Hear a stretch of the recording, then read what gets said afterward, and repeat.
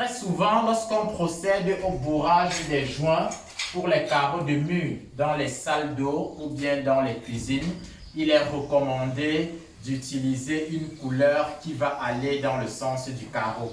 Là, je suis donc avec l'un des membres de l'équipe de carrelage. Il est un spécialiste de cette discipline parce qu'en plus de sa casquette de carreleur, il a une casquette de peintre et donc il s'y connaît suffisamment dans les mélanges. Je vais lui laisser le soin, on constate qu'il a plusieurs teintes en main, de nous dire comment obtenir la teinte du carreau. Monsieur Noël, bonsoir. Bonsoir, bonsoir. D'accord. Est-ce que vous pouvez alors expliquer aux internautes comment obtenir? Je vois on a du noir, du jaune, on a du jaune, on va mettre ça de côté.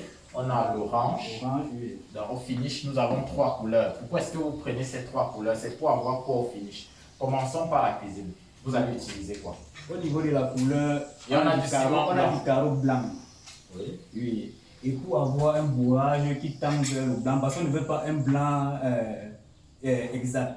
Parce que ici, nous savons tous qu'avec du blanc, il peut arriver que le ciment aussi, ça dépend de la qualité. Il peut arriver que ça change de couleur. On peut avoir un carreau blanc, mais au niveau du bourrage, ça devient des fois jaune ou peut-être marron. C'est justement pourquoi on adopte les teintes. Parce qu'ici, on veut un bourrage beige.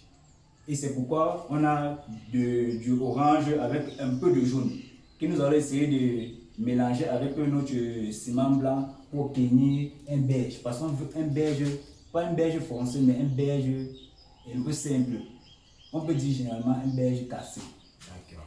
Maintenant, on a du noir. Ici, c'est pour avoir quelle couleur avec le ciment blanc? Bon, on a du noir comme teinte, c'est pour avoir un gris. Parce que ça dépend aussi de la couleur du carreau. Parce que ce carreau-ci, ça c'est le carreau qu'on a fait, on a dans une douche. Vous allez voir dans une vidéo, dans l'une de nos premières vidéos. Oui. Et ici, pour avoir net la couleur-ci, on a besoin toujours d'une teinte noire avec du ciment blanc. Et généralement, quand nous faisons nos bourrages, on utilise aussi du Cicaltes pour l'étanchéité parce que nous savons tous que les eaux sont des obstacles pour nos différentes maisons. C'est justement pourquoi on utilise les teintes et le ciment blanc.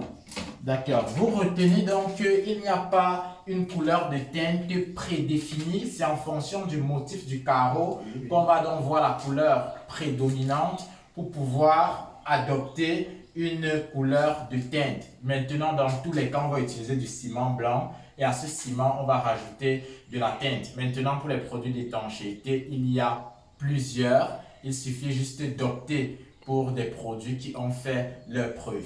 Merci pour cette capsule. Merci, Monsieur Noël. On espère que très prochainement, vous allez faire d'autres contenus pour pouvoir édifier ces personnes qui nous écoutent au quotidien. D'ici la fin, nous allons certainement laisser le contact de votre équipe parce que nous sommes tellement satisfaits à mi-parcours de notre collaboration. Merci et à très bientôt.